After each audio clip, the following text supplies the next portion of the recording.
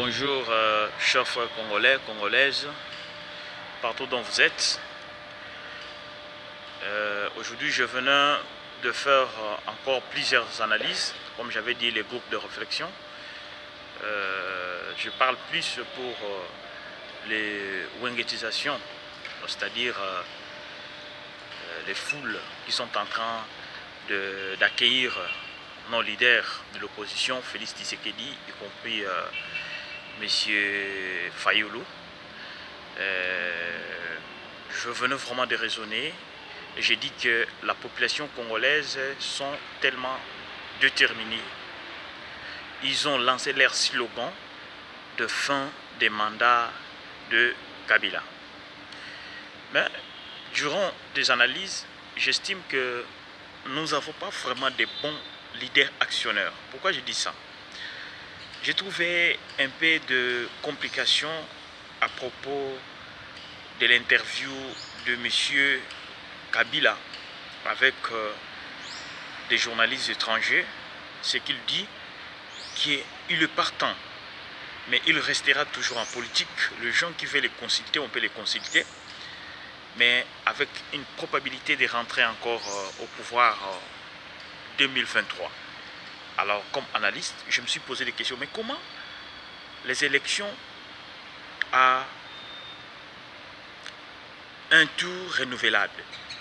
C'est-à-dire, si Chadari soit nommé, il doit travailler 10 ans. Après 10 ans, Kabila peut rentrer au pouvoir. Mais comment il rassure qu'il peut rentrer à 2023?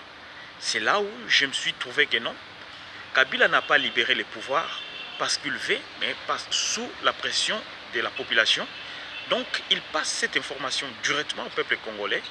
Il faut retenir ça, que Chadari est venu rien que pour modifier la constitution. Chadari est rien que comme une étiquette pour baisser un peu la température du peuple congolais. Et enfin, il rentrera au pouvoir. C'est quelque chose de réflectif que tous les peuples congolais doivent penser là où vous êtes. Il faut réfléchir. Je parlais de wengetisation de J.B. Mpiana, Weranson, El Paris, Elkin. J'estime ce dernier temps, la population qui sont au pays sont tellement solidaires. Nous qui sommes ici à l'étranger, nous ne sommes pas solidaires. Donc nous manifestons nos différences politiques, ethniques, tribalisme, à travers des chroniqueurs de YouTube qui sont en train d'influencer les gens pour des divisions. Pourquoi je le dis? Vous prenez la population qui accueille Félix Tshisekedi, ce sont des militants de Jean-Pierre Bemba, ce sont des militants de l'IDPS, ce sont des militants de plusieurs partis politiques. Et quand Fayoulou arrive, ce sont de mêmes gens qui partent les accueillir. Donc c'est-à-dire le peuple sont unis, mais la diaspora est divisée. Et je me suis posé la question, mais pourquoi nous sommes divisés ici en diaspora? Entre parenthèses, j'estime que nous travaillons ici, mais on n'a pas de moyens. Les gens veulent rentrer au pays, ce n'est pas pour sauver les pays, mais c'est pour aller piller les pays. C'est ça le rôle de faux diaspora. Parce que ça m'a fait vraiment du mal. Le dimanche, je sors le matin, je vois les YouTube de nos frères de l'Europe qui postent là que soi-disant Fayoulou a rejoint Félix Tshisekedi dans la même idée. Coup des chapeaux, moi j'avais dit ils peuvent aller d'une façon dispersée des leaders, mais ils tombent dans une même décision. Mais ce qui se pose, c'est quoi? Quand il fait cette analyse, c'est rien que condamner Fayoulou. Je me suis trouvé que voilà, nous, le peuple congolais, nous sommes les ennemis de nous-mêmes, peuple congolais. Au contraire, il faut dire bravo si Félix rejoint l'idée de Martin Fayoulou. Il faut dire aussi bravo si Martin Fayoulou rejoint l'idée de Félix pour qu'ils soient unis avec une même décision face au système kabiliste. Ça, c'est l'analyse que je devrais dire. Mais le plus important, c'est quoi, peuple congolais? Il faut savoir une chose. Nous partons dans une élection dont tout le monde sait qu'on va échouer. Et Chadari sera nommé. Je me pose des questions. Toi, tu es là, peuple congolais. Mais qu'est-ce que nous allons faire? Si tout le monde sont conscients que nous allons échouer, qu'est-ce qu'on va aller faire? Je fais des analyses de Martin Fayoulou quand il dit que non, il faut aller aux élections. S'il n'y a pas machine à voter, il ne faut pas voter. Je me suis dit, coup de chapeau, Fayulu. Mais qu'est-ce que tu feras ces jours-là? Parce que si vous allez, il n'y a pas machine à voter, Kabila ne laissera pas de gens faire des troubles là. C'est-à-dire, Kabila cherchera des militaires, des policiers pour disperser cette population. Est-ce que ça sera une victoire pour toi, Martin Fayulu, ou pour les gens qui ont pris Martin Fayulu? Je crois que ça ne sera pas une victoire. Ça ne sera pas une victoire. Il ne faut pas chercher à se victimiser. Que non, nous sommes des victimes d'agression de Kabila. Non. Ça, je vois que c'est une idée stérile, je m'excuse, qui peut provoquer une désordre en faveur de Kabila. Et puis, quand je prends encore l'idée de Félix Tshisekedi, avec son directeur, je m'excuse de l'appeler Caméléon, de marketing, il était à Goma, il disait que non, la CENI avait dû, il peut publier des élections le 24 avant Noël. Et qu'est-ce que Kamere dit? Que non, nous aussi nous avons des observateurs et on peut publier des élections à 3 heures avant la CENI. Je me suis dit, mais c'est quelle sorte de politique? Un leader politique est en train de tromper la masse. Nous avons une seule institution crédible, légitime, légale, qui est la CENI. Toute publication en dehors de la CENI ne sera pas considérée. Et si vous dites que non, voilà, nous avons publié, c'est ça le résultat réel, non. La CENI vous dira non, vous allez courir derrière la Cour constitutionnelle. Mais qui sont là-bas à la Cour constitutionnelle? Ce sont les corrupteurs. Ce sont les gens de Kabila. Parce que c'est le président qui nomme le juge de la Cour suprême ou constitutionnelle.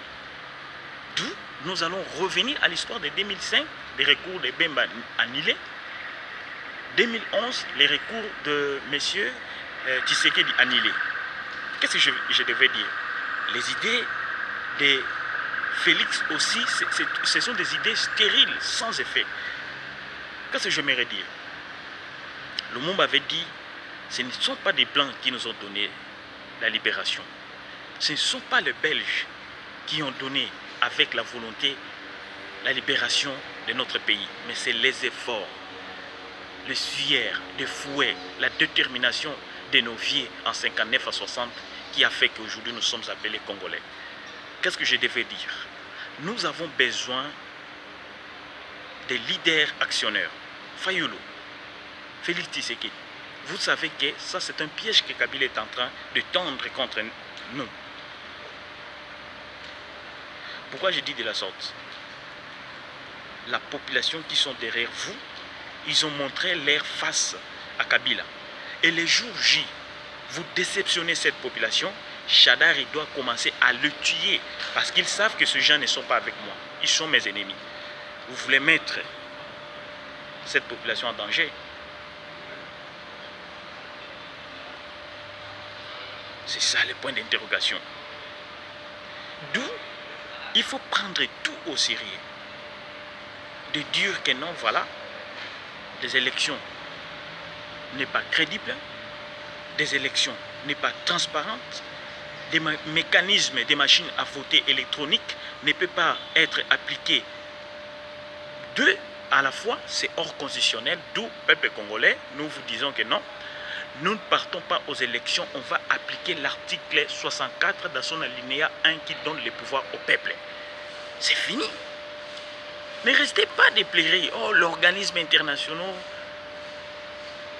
l'Union européenne vont nous condamner. Mais non. Si nous ne nous prenons pas en charge, n'attendez pas que ces gens viendront de notre secours. Aujourd'hui, ils ont condamné Chadari, mais là, à la conclusion, on dit que ça sera possible de revoir quelques condamnations après des élections. C'est-à-dire, si Chadari soit nommé par Kabila, l'Union européenne aujourd'hui et demain, il changera sa face. C'est-à-dire, ce n'est pas le temps d'attendre l'Union européenne. Le peuple se libère. Donc, il faut se libérer. À quel que soit le malheur est bon. Et celui qui fait la paix prépare la guerre. Mais nous allons marcher toujours à la Constitution. Avec cet article 64 dans son alinéa 1 qui nous donne le pouvoir de combattre Kabila avec son système qui ont pris notre nation. en otage. C'est-à-dire, vous allez dire que nous ne partons pas aux élections, nous voulons une élection transparente. Kabila n'a pas organisé. Vous expliquez à la population, vous expliquez au monde extérieur que nous-mêmes, peuple congolais, on va prendre la décision. Et avec des foules qui sont derrière vous, avec des militaires, si vous prenez une ville et vous appelez les militaires du peuple congolais de s'adhérer à l'armée pour la libération de notre pays, il y a plusieurs personnes qui vont accepter. C'est fini. Au lieu d'attendre le 23, vous allez que non, voilà, Nanga n'a pas écouté le peuple, et voilà, Nanga n'a pas laissé la machine à voter. Vous faites des réformes. À quelque temps, la police doit neutraliser ces peuples et Shadary sera le président. Et Félix doit courir le 24, le 25 à la Cour constitutionnelle corrompue et après on légalise Shadary. Après avoir Shadary soit nommé et confirmé à la Cour constitutionnelle, il faut retenir une chose. La chance que la population a non à l'article 64, dans son alinéa 1, Shadary doit appliquer la même article 64 dans son alinéa 2 qui donne l'État le pouvoir de combattre toute organisation qui viendra monter le coup d'État. L'article 85 que la population peut appliquer quand Kabila commencera à nous tuer, on peut appliquer l'article 85. La population a ce temps d'appliquer l'article 85, d'appeler l'état d'urgence, d'appeler des organisations internationales qui viennent nous aider. Parce que nous devons d'abord oser. Chers frères, je suis vraiment tellement limité d'interpeller plusieurs personnes qui sont ici en étranger, de cesser des attaques entre Fati, et Fayulu. Ça ne nous amènera à rien. Et si nous attendons, comme je dis, les organisations internationales, je vous assure, nous allons toujours rester dans de misères. Parce que ce sont des gens qui disent, les docteurs Mukwege, ce sont des gens qui financent les désordres dans notre pays, en Afrique en général. Pour terminer, prenez un exemple. Il y a combien de millions de Congolais sont assassinés par Kabila? Qu'est-ce que l'organisation, l'ONU, ont déjà fait? Il y a combien de militaires centrafricains ont été tués dans notre pays? Qu'est-ce que l'ONU a déjà fait? Mais on n'a tué que 2 personnes de l'ONU. Parce qu'ils ne sont pas africains. Ça, il faut dire la vérité. L'autre est suédoise, l'autre est américain. Mais jusqu'à aujourd'hui, cette investigation prend l'ampleur partout dans le monde. Mais pourquoi pas des millions de Congolais qui sont morts? Qu'on peut faire aussi de même enquête qu'ils font avec les 2, américains et suédoises, de faire aussi pour des 60 millions de personnes qui sont mortes. Pourquoi cette enquête ne prend pas l'ampleur pour plus de 17 militaires de l'ONU, des Centrafricains et des Tchadiens qui sont morts en République démocratique du Congo? C'est là que vous allez retenir que si nous attendons l'organisation internationale, je vous dis, nous attendrons de 1000 ans de souffrance. Le monde avait dit, prenez-nous en charge. Kabila aussi avait dit que nous-mêmes, nous devons écrire notre histoire. Nous-mêmes, nous devons faire tout pour se libérer. Si on attend que d'autres personnes viennent nous libérer, ça sera très difficile.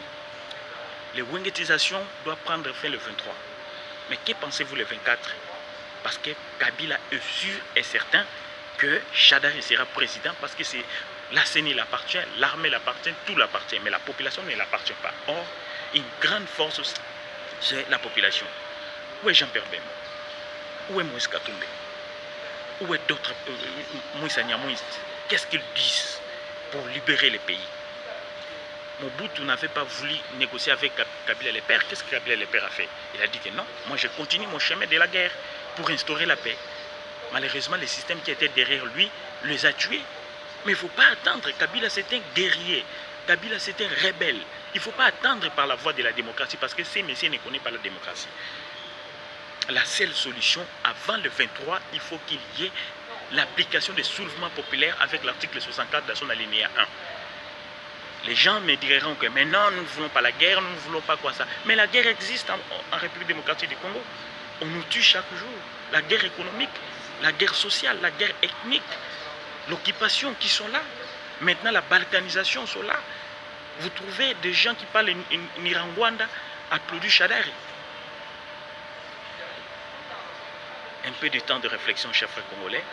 Si nous n'appliquons pas ça avant le 23, je vous dis le 24, aujourd'hui Shadari, il ne parle pas. Mais le 24, Shadari sera comme un lion. Toute personne qui sera à la rue, on va les disperser.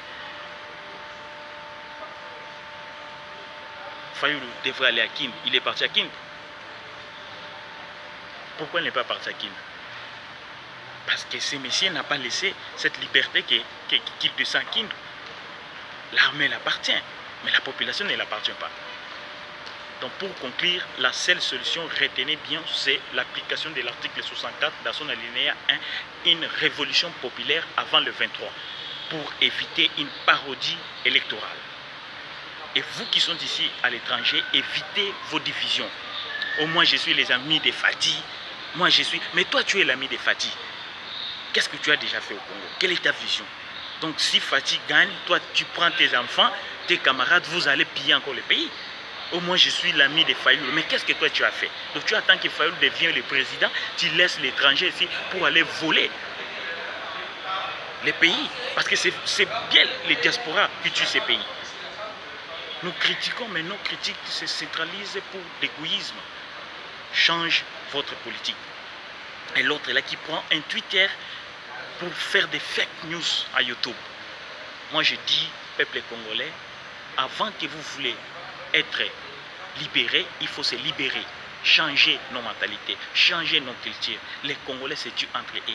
Vous y trouverez un Congolais dans des Ngunda, c'est lui qui est le premier à trahir son frère.